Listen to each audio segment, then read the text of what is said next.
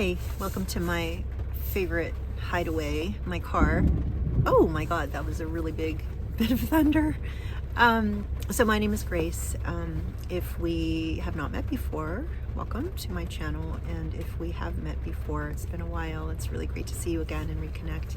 I'm starting this channel. I'm starting this new thing where I'm hoping I can just share some thoughts, especially starting this beautiful month of Ramadan in 2025.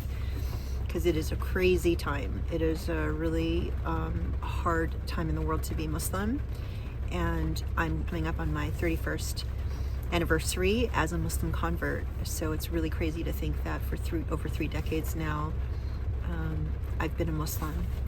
It feels like it's been a long time and also a short time at the same time. But it's something that I'm actually really passionate about, because converts, I think, are a very special breed of people who, in this really dark time for Muslims, have somehow made their way to become Muslim, because they've accepted the invitation, for lack of a better way of putting it. Somehow they were inspired and somehow called to become Muslim. And in my thought, that means that they're quite special, or they have the potential to do something really special in this moment in time, when we as Muslims are really at the bottom of civilization, at the bottom of popular conception. It's really hard to be Muslim right now. It's really hard to identify as a believer in this faith that everyone considers crazy. And it's one of those things that if you admit that you're a Muslim, that it can be held against you. Like, what's wrong with you? So I'm really passionate about sharing some stories about my experience with that, because it's like been 3 decades plus. I have, I think, the blessing of wisdom and hindsight and experience through the life that God curated for me, to finally feel some conviction and empowerment in talking about my story. And I'm hoping that if I share some of the things that I've come across, that this might be helpful for others.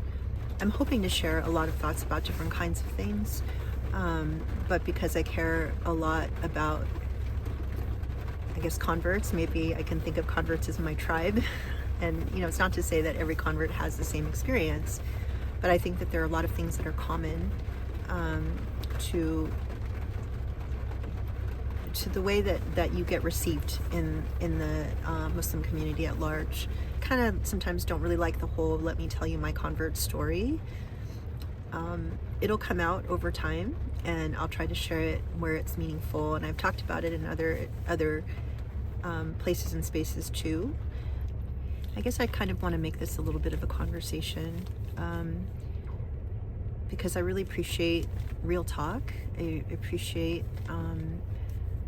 connecting with friends who are going through stuff, right? I mean, this is a time where the world is really hard, and every day is full of emotional, I guess, triggers, for lack of a better word.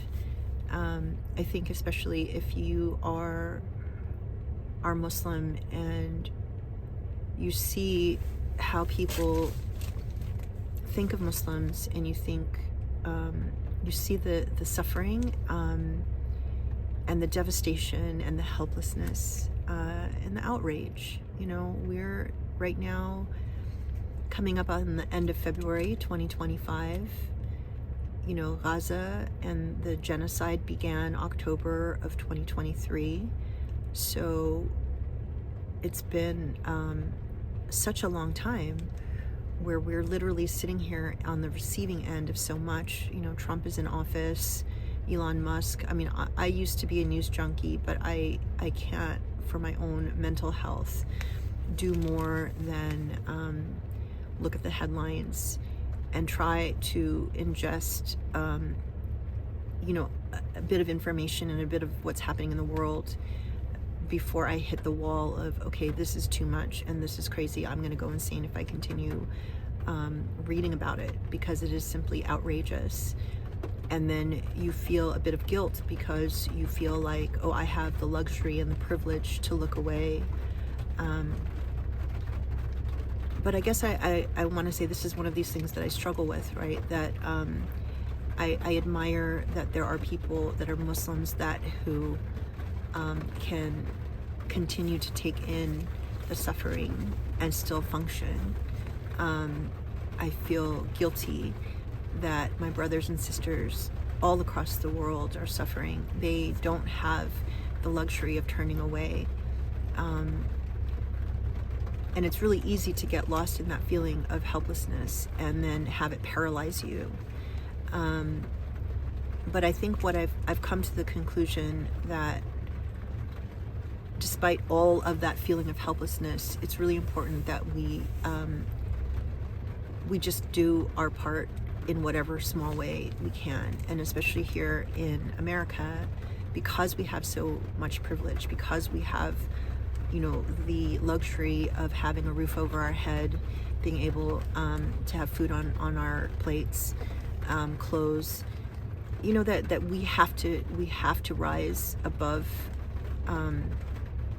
that feeling of helplessness and that voice inside of our head that says, yeah, but I can't really do very much. Because I think we can. And I have become more convinced over time that the change has to happen at the granular level, at the individual level, because there's so much we cannot control or affect in the world. But there's a lot that we can deal with internally and strengthen internally. And this is something that has come from, I think, even my experience since the genocide. I think it triggered a lot of unresolved trauma, even from my childhood, and pushed me into a space where I had to confront some of those things. And I'll talk about that, I think, in more detail in the future. But what I wanted to say is that my conviction is that I have come to learn that we have a lot of strength and confidence that we are intended to use and intended to draw upon if we are able to do so. There are so many reasons why Muslims in particular don't feel empowered. And that prevents us individually from becoming true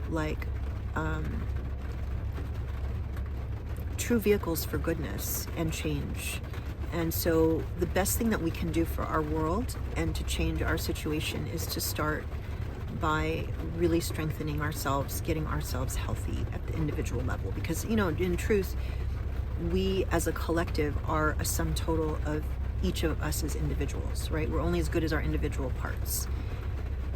And if we are not healthy and we're not strong and we're not able to rise above and fight the good fight, then we're effectively silenced.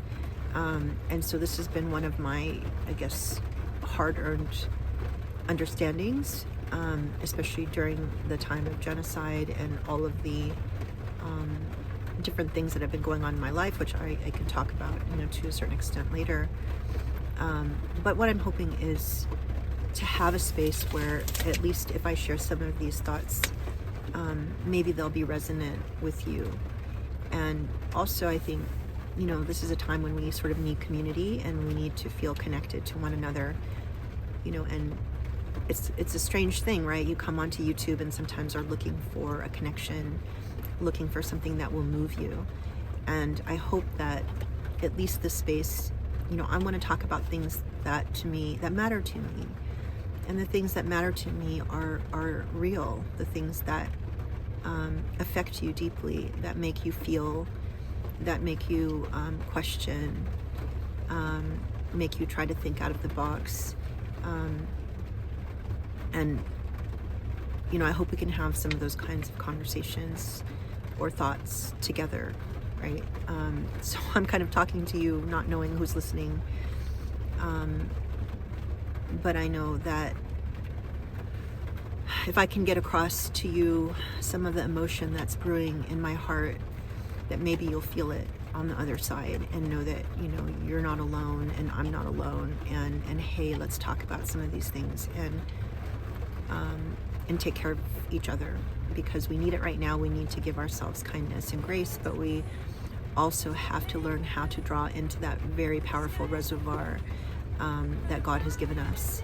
And how do we even, you know, connect with God in a way that God becomes our superpower? I mean, that's honestly what my goal and hope has always been, is that in this life that I can continue to build on my relationship with God, so that God is my superpower, and that I ultimately don't feel alone because of that connection. So thank you for listening, and I'll continue just to share bits and pieces. Again, I would love to know what's on your mind, and if there's any question that you would like me to talk about. And wherever you are, I'm sending you lots of prayers and hope for connection, and yeah, I hope that you can find a way to be really nice to yourself, and find some strength in your relationship with God. Okay, talk to you later. Bye.